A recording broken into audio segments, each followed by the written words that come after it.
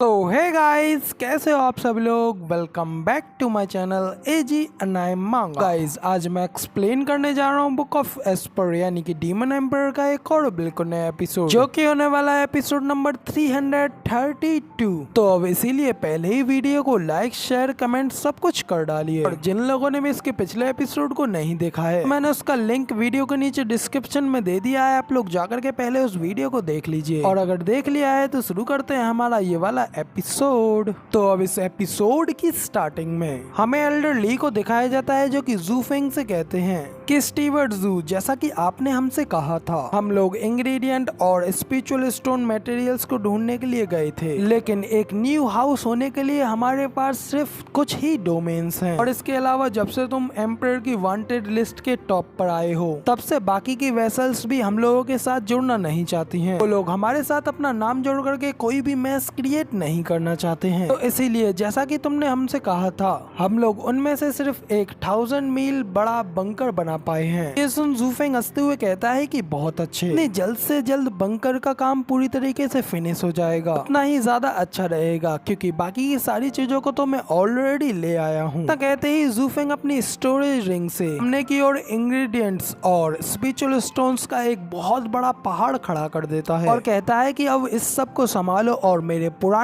Plans को ही follow करो, जिसके बाद जल्द ही ये पूरी जमीन हमारी हो जाएगी। तो अब जू फेंग के इतना कहने के साथ ही वहाँ पे बंकर का काम शुरू हो गया होता है। जू फेंग ने अपने कुछ डिवाइन स्पिरिचुअल स्टोन्स को भी उस बंकर में रखने के लिए कहा होता है। तो अब ऐसे ही जू फेंग की सारी बातें मान करके वहाँ पे काम कर रहे हैं सभी लोग उसके ऑर्डर्स को मानते हुए उसके कहे गए मुताबिक सारे काम को फिनिश कर रहे होते हैं। और हमारा जू फेंग आराम से उस बंकर के ऊपर खड़े होकर के सभी लोगों के ऊपर नजर रखते हुए देख रहा होता है। उसी वक्त पीछे से उसको कोई आवाज लगाता है और उससे कहता है कि स्टीवर्ट जू, आप सच में एक काफी ज्यादा अच्छे हेड हंटर हो। एक सेकंड मिस किए बिना भी आप एक ही समय पे काम और फ्लर्टिंग एक साथ कैसे कर लेते हो। तो लियानियर की ये बात सुनकर के स्वेंगर तो काफी ज्यादा शर्मा गई होती है, लेकिन हमारा जू फेंग उससे पूछता है कि मिस लियानियर, ऐसा क्या हो गया जिस वजह से आपको यहाँ पे आना पड़ा है, क्योंकि मैंने तो आपको रीजेंट स्टेट में जानकारियाँ लेने के लिए भेजा हुआ था। तो ये सुन मिस लियान जू फेंग को कुछ पकड़ाते हुए कहती है कि इसकी वजह से मैं यहाँ पे तुमसे मिलने के लिए आई हूँ। तो उस चिट्ठी को देने के साथ ही मिस लियान जू फेंग से पूछती हैं कि तो स्टीवर्ट जू, आपके और मिस स्वेंगर के बीच क्या चल रहा है, आप दोनों के बीच क्या कुछ प्रोग्रेस हुई क्या। जू फेंग कहता है कि थोड़ा अच्छे से, स्वेंगर यून क्लैन की होली मेडन है, हम लोग तो यहाँ पे केवल इस बात के ऊपर डिस्कस कर रहे थे कि हम उनके लोगों को कैसे निर्देश दे सकते हैं। जू फेंग की इतनी बात सुनने के बाद मिस ली स्वेंगर के करीब जाती हैं और उससे कहती हैं, मिस स्वेंगर, मैं जू फेंग के बारे में आपको एक वार्निंग देना चाहती हूँ। मैं आपको पहले ही बता दूं कि जू फेंग बिल्कुल ही अविश्वसनीय है। वो भीड़ में से एक सुंदर क्राउन को तो खींचता है, लेकिन वो उसे सिर्फ ज्यादा से ज्यादा 3 महीनों तक ही अपने साथ रखता है। उसके बाद फिर वो उस लड़की और उसकी पोजीशन को पूरी तरीके से ले लेता है।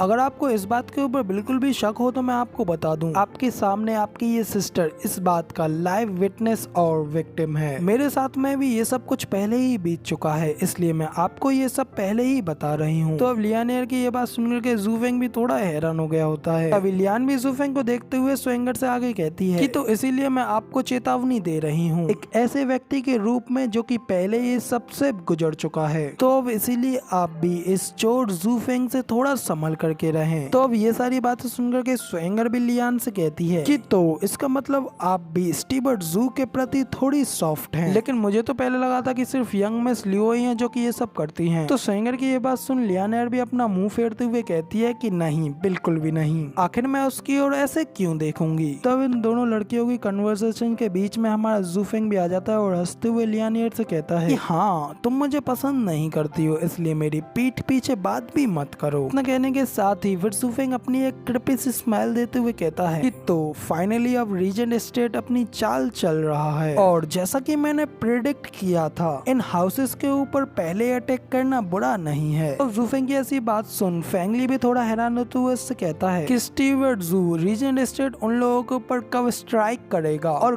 कब हम लोग उनकी मदद करेंगे। जू फेंग हंसते हुए कहता है कि मदद, हम लोग उनकी मदद क्यों करेंगे, क्योंकि ये सब कुछ तो बिल्कुल वैसा ही हो रहा है जैसा कि मैं चाहता था। रीजन स्टेट उन लोगों के ऊपर अटैक करे, वरना अगर मुझे व्यक्तिगत रूप से खुद उनके साथ निपटना पड़े तो इसे मेरे लिए अजीब बनने के अलावा अपनी साइड पे लाना ठीक रहेगा। तो अब इधर ज़ूफेंग की ये बात सुनकर के सभी लोग काफी ज्यादा हैरान हो चुके होते हैं। तो ज़ूफेंग उन लोगों से कहता है कि इतना भोला बनने की जरूरत नहीं है, इस दुनिया में एवरलास्टिंग फ्रेंड जैसी कोई चीज नहीं होती। इसके अलावा भले ही हम लोग रीजन स्टेट को हरा दें और खुद को राजा बना लें, तब हाउसेस के साथ हमारी अलायंस काम करेगी, जिस वजह से एक ना एक दिन हम लोगों के बीच इंटरेस्ट के ऊपर टकराव जरूर होगा और तब से वो लोग हमें एक नई रीजन स्टेट के रूप में देखने लगेंगे। तो इसका मतलब सीधा सीधा है, या तो अभी या बाद में वो लोग एक ना एक दिन हमारे दुश्मन जरूर बनेंगे। तो इसलिए अच्छा रहेगा कि उन लोगों से पहले ही डील करने के लिए हम लोग इस प्राइम अपॉर्चुनिटी का फायदा उठाएं कि अंत पे हमारी ये ट्रूली पीसफुल कम्युनिटी ही रह जाए। उस पीसफुल रास्ते पर जाने का सिर्फ यही एक रास्ता है। तो क्या ये सही नहीं है मिस युन स्वेंगर? क्या आपका क्लैन हमेशा उद्धार को एडवोकेट नहीं करता? तो अब यहाँ पे मैं भी बस यही कर रहा हूँ। तो अब इधर ज़ूफेंग ये सारी बातें सुन फेंगली थोड़ा उन लोगों के लिए परेशान होते हुए ज़ूफेंग से कहता है कि स्टीवर्ट ज़ू,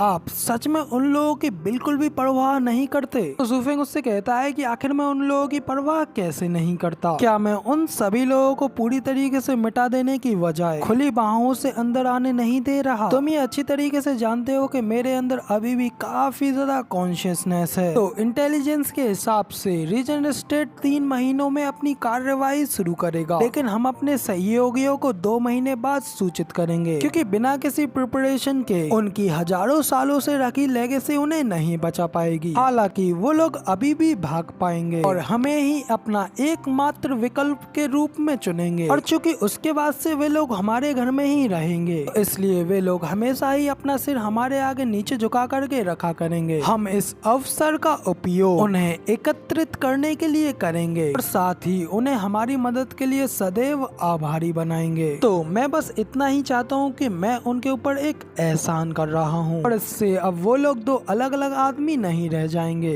तो अब इधर ज़ूफेंग के ये सारे प्लान को सुनने के बाद ज़ूफेंग को घूरते हुए अपने मन में कहती है कि कमीना, ऐसा हर्टलेस मूव तो केवल ज़ूफेंग जैसे राक्षस के ब्लैक एंड ब्लड पंप के नीचे से ही आ सकता है। वो ये सब कुछ करके सिर्फ और सिर्फ लाभ कमाएगा और साथ ही काफी ज्यादा प्रसिद्धि भी अर्जित करेगा। सच में ये तो एक लोमड़ी से भी ज्यादा कुटिल और चालाक है। ये पहले तो उनके घरों को सबसे पहले खत्म करवा डालेगा और फिर भी वो पीड़ित हमेशा इसके ग्रेटफुल रहेंगे। सच में ये कितना ज्यादा बुरा और घृणीय है, लेकिन इसके अलावा सिर्फ यही एकमात्र तरीका है जिससे कि ल्यू क्लैन इन सबसे बड़ा विजेता बनकर के आगे आ सकता है। तो अब जबकि इधर लियान ये सब सोच रही होती है, दूसरी ओर फेंगली ज़ूफेंग से कहता है कि स्टीवर्ट ज़ू, क्या आप प्लीज डेन ड्राफ्टिंग फ्लावर एडिफिस को बचा सकते हैं? तो अब इधर फेंगली के मुंह से ड्राफ्टिंग फ्लावर एडिफिस यानी कि हमारी सिस्टर चूचू के क्लैन का नाम सुन करके ज़ूफेंग को भी एक झटका लगता है और उसे उस समय की याद आने लगती है जब ज़ूफेंग बुद्धि रूट को लेने गया था और ग्रैंड माँ को कहते हुए उसने सुना था सिस्टर चूचू ने ज़ूफेंग के लिए निंगेर को बचाने के लिए अपना सेक्रीफाइस दिया था। उसने यस्टिकल हेवन सेक्ट के साथ एक डील की, इस वजह से अब सिस्टर चूचू का वहाँ उस सेक्ट से लौट करके आ पाना काफी ज्यादा मुश्किल है। तो अब इधर फिर से ये सारी बातें याद करके हमारा ज़ूफेंग काफी ज्यादा इमोशनल हो गया होता है और फिर वो फेंगली से कहता है कि बहुत अच्छे, मैं तुम्हारे जैसे एक आदमी को अप्रूव्ड करता हूँ। तुम इतने खतरे के समय में भी उस वुमेन के लिए खड़े हो रही हो जिस वुमेन से तुम इतना ज्यादा प्यार करते हो। तुम उस किसी